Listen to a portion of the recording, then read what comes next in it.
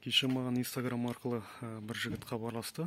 Ол жігіт жылыжайға деп қияр көшетін өсіріп жатыр екен үйдің ішінде.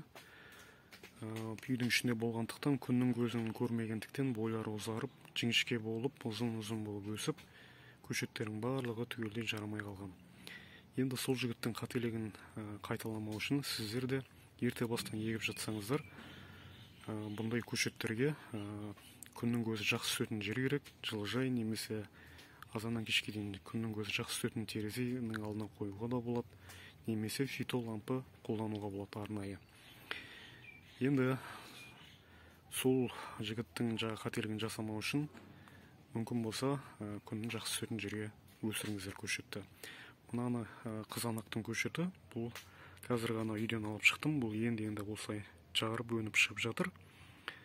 Бұл Құдай қаласа, Алла берсе 2023-тің уражайының көшеттері алғашқы.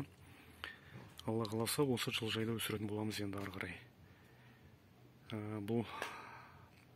Бұл көшеттерді арнайы майда кассетаға өсіріп жатырмын, себебі қоятын жер жоқ бұл жерде артық.